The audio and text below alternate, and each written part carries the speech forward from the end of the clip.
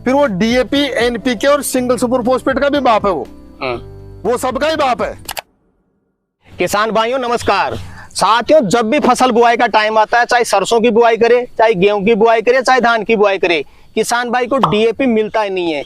तो किसान भाई डीएपी का विकल्प ढूंढता है एनपीके, लेकिन पता चलता है कि यार एनपीके तो मैंने डाल दिया लेकिन मेरी फसल फिर भी कमजोर है, क्योंकि किसान भाई जानकारी के अभाव में सिर्फ और सिर्फ उसके माइंड में बैठा हुआ डीएपी और एनपीके।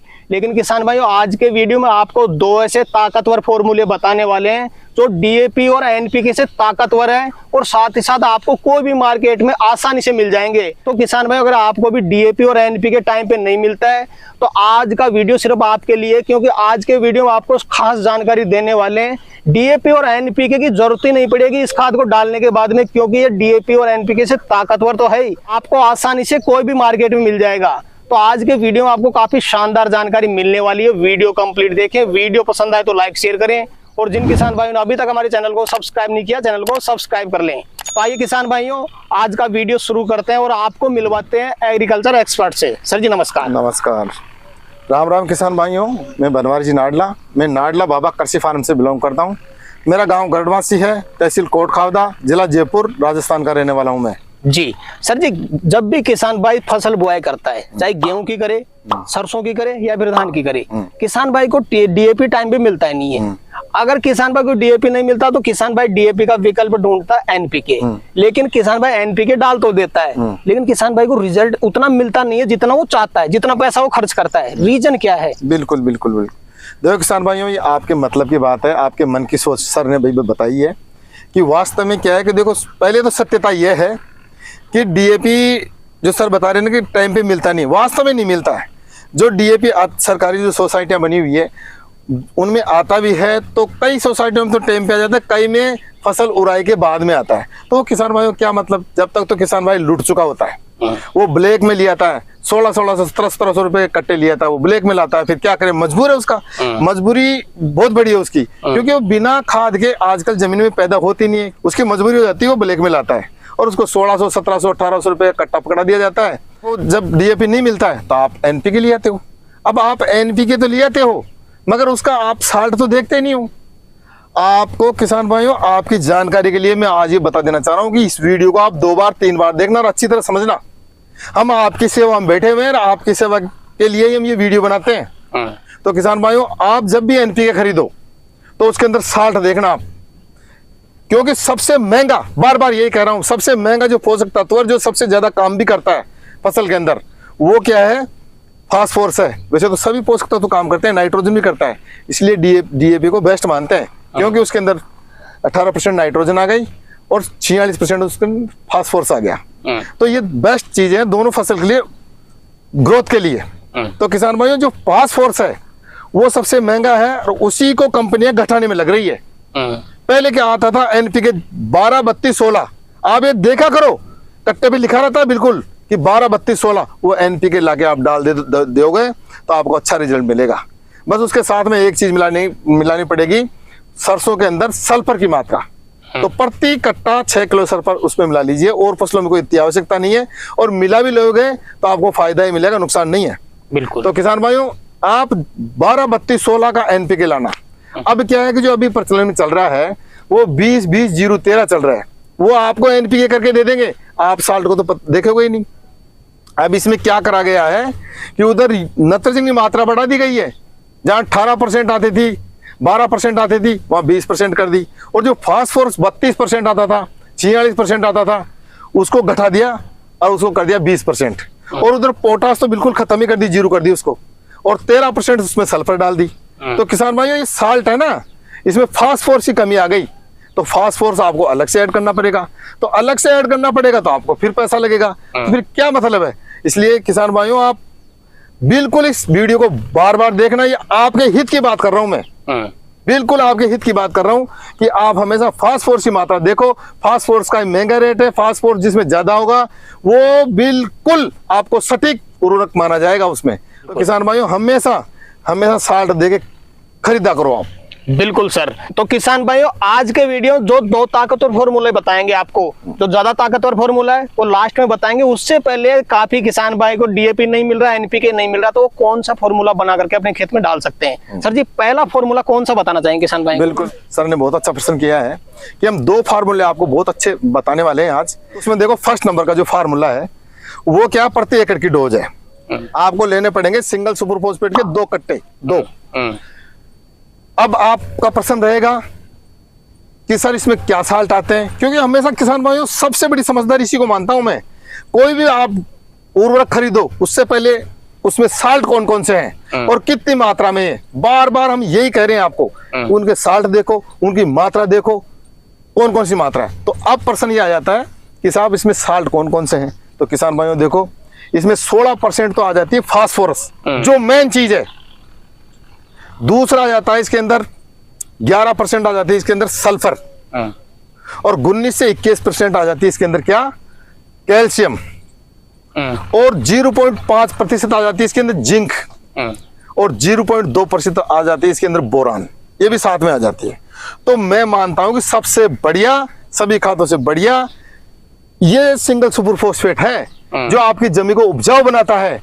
ये और खाद तो आपकी जमीन को बंजर भी बना देते हैं, मगर ये क्या है कि आप कैडी मिट्टी में, चाहे दोमट मिट्टी में, चाहे रेतीली मिट्टी में, सभी मिट्टी में दे सकते हो।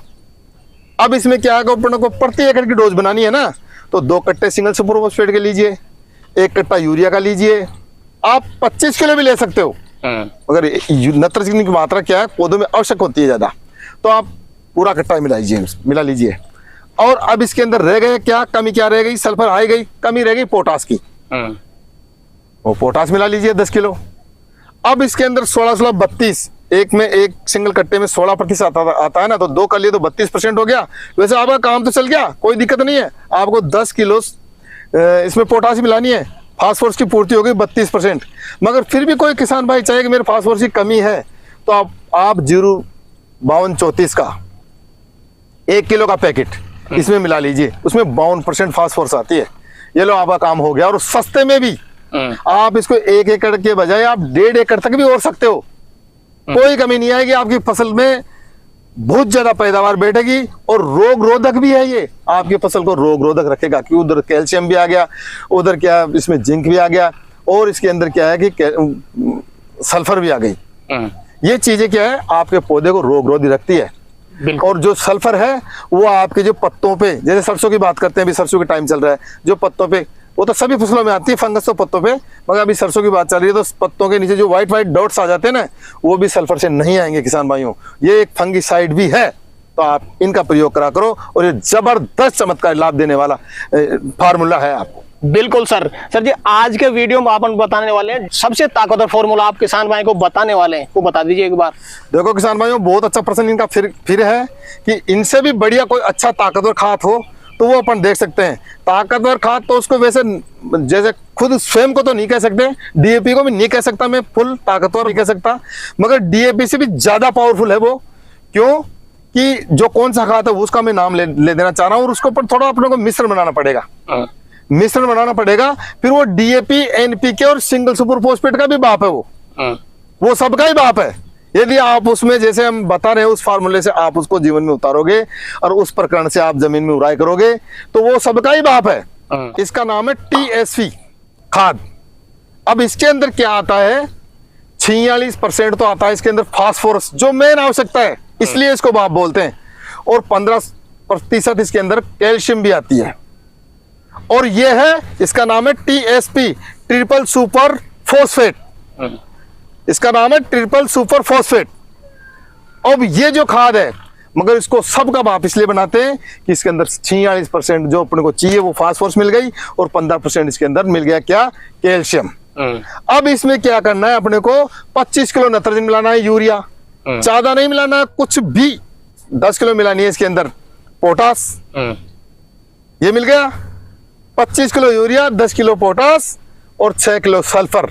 अब ये सबका बाप है, ये हमारा दावा है, बिल्कुल ये सबका बाप है। क्योंकि इसके अंदर जब हमने ऐसे पोषक तत्व मिला दिए जो पूरे के पूरे सबके पोषक तत्वों से भी ज्यादा इसके अंदर ऐड हो गए हैं। और ये क्या है, आप सरसों में भी ओर सकते हो, आप धान में भी बो सकते हो, आप गेहूं में भी बो सकते हो, आप दलहनी फसलों में भी बो सकते हो, आप तिलहनी फसलों में भी बो सकते हो। क्योंकि हमने पहले इसके अंदर तिलहनी फसलों के लिए पहले इसमें 6 किलो सल्फर मिला दी हमने।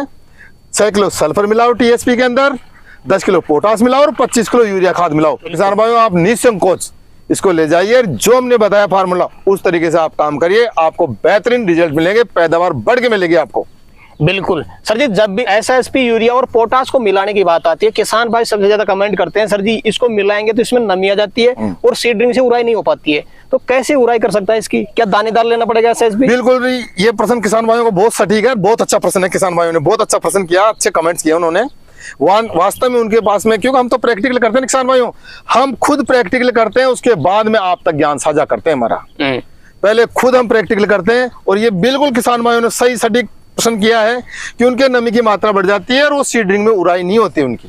तो किसान भाइयों, अब हमेशा आप ध्यान रखा करो, आप ओढ़ने से पहले एक दिन आपके यूरिया को और पोटास को, कि उसमें नमी रहती है, हमेशा नमी बनी रहती है यूरिया में और पोटास में बनी रहती है, ये तो सत्य बात है। और उसको अपन जो ही सिंगल सुपर फॉस्फेट से संपर्क कराते हैं तो वो सिंगल सुपर फॉस्फेट भी क्रिया करके नमी के रूप में आ जाता है, और वो ऐसा नमी ले लेता है कि उनके डले भी बन जाते हैं। तो वो सीडरिंग में कैसे निकलेगा? तो किसान भाई, अपन जब भी उड़ाई करना है, आपका पोटास है और जो यूरिया है उसको पूरा कट्टा खोल के पहले धूप में क्लियर सुखाएं उनको, उनकी जब पूरी नमी निकल जाए उसके बाद में ही सिंगल सुपर फॉस्फेट से संपर्क कराएं और फिर उड़ाई करें, तो आपकी ये समस्या नहीं आएगी।